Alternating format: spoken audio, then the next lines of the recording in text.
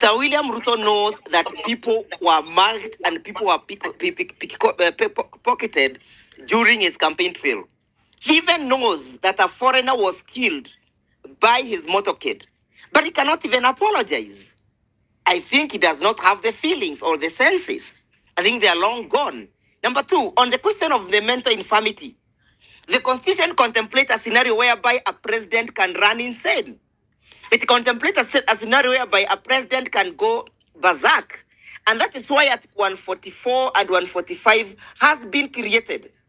In full realization that a president is a human being, at times he can suffer mental illness. And when you say mental illness, you do not just need to see somebody who is going naked on the streets or somebody who is okotaing makaratasi on the streets.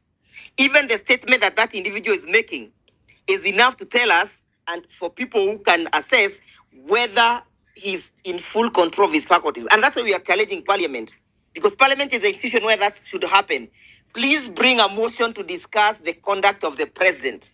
Bring a motion to discuss the status of his mental health, so that then the people who have the capacity can then form the tribunal to assess his mental capacity to continue leading this country. Recently, we have seen blatant breach of the Constitution, whereby even the president himself is accompanied by goons in his political trails. It tells you that the country has gone to the dogs. And until we get this country back to the path of the rule of law, hadi wakati ule tutakaporudisha hii nchi katika mfumo wa sheria na mfumo wa katiba, this country will not begin to heal. I have been able to diagnose the problem with Mr. William Ruto. The problem with Mr. William Ruto is that he does not understand our constitution. He has never read our constitution. And unfortunately, he was sworn in to defend a constitution that he has never read and he does not understand. If he understands the constitution, he would understand that these roadside declarations were a long time outlawed. They were a long time codified in our constitution, that the nation and the person at the helm will always speak within the confinement of the law. If Mr. William Ruto has read the constitution, by now he would have apologized to the people and the Kenyans who lost their properties, Kenyans who are injured during these campaign spree that he engaged in Nairobi. But because he is senseless, because he is mindless, because the man seems to or appears to be out of control of his faculties, he does not even understand that Kenyans were injured during that particular time. If Mr. William Ruto understands our constitution, he will not be giving these fake promises that he's giving on day-to-day basis. He would at least understand that currently the government speaks through declarations and through cabinet memos and through properly documented decisions by the Senate, by the executive. If Mr. William Ruto understands our constitution, he would have understood that it's not just easy for him to go and say he's going to spend money to buy a photocopier machine for chapatis without that resolution being passed by cabinet. And most importantly, without a budget being created for it by the oversight organ. But the unfortunate thing is that Mr. William Ruto has captured all our institutions. He has captured Parliament. The judiciary is struggling and fighting for its life because Mr. William Ruto is strangling the judiciary. Parliament is one of the biggest failures that this country has suffered. Fortunately, we are having a big portion of Parliament that is now singing the tune of the in his campaigns in Nairobi, when Kenyans lost their properties, when Kenyans were mugged, when Kenyans were pickpocketed. A member of Parliament in that campaign trail, listening to him saying that I'll buy a machine to make chapatis, knowing well that the budget has not provided for it, how else can he hold this man to account?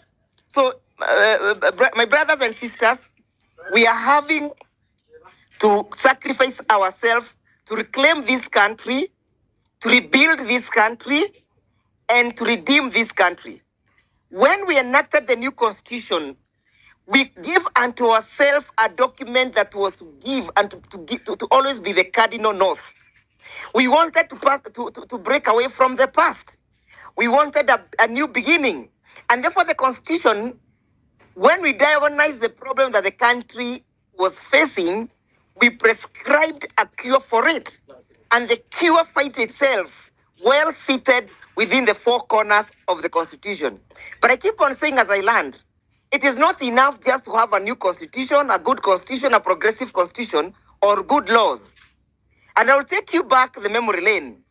In 1963, when we got the Lancaster Constitution, Kenyatta 1 came, atrocities were committed, the economy collapsed, people were killed, to mention but a few, Gamapinto and JM.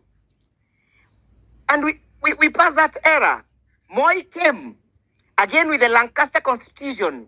Goldenberg happened, people were killed, people were detained without trial, human rights were violated, our public land was stolen.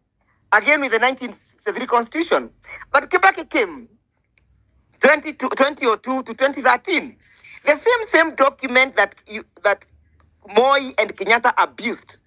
The same constitution that Moi used to oppress Kenyans was again applied by Kibaki. The economy grew, the infrastructure expanded, human rights were restored, the democratic complementary institutions were restored. What does that tell you? That other than just having a good constitution, we also need to check on the character of the person at the helm. Let me take you now to 2022, 2027, 2025. A man in the name of William Ruto, with a new constitution, a progressive one, a constitution that has created serious checks and balances, a constitution that has created the separation of powers. It has created the complementary institutions, but they have not all been mutilated. Yet he is one of the person with the best constitution. Why? Because his character is questionable. Because his behavior is questionable. Because he does not believe in this constitution. So even as we strive, and as we pride ourselves of having good constitution, we must check on the character of the person at the helm. Is that person trustworthy? Is that person an honest person? Does that person hold the pillar of integrity? Can that person be called to account? Can that person be transparent? Can that person be able to respect the rule of law, even as bad as it is or as good as it is? If that person does not meet those qualifications, then that person does not befit to be the president of the Republic of Kenya. And that's why I'm saying, as I land, it is important to start exploring the possibilities within which we can have the mental status of Mr. William Ruto checked. And Article 144 and Article 145 of the Constitution. Because if you see a man who lies from morning from sunrise to sunset, he lies even to blatantly lie.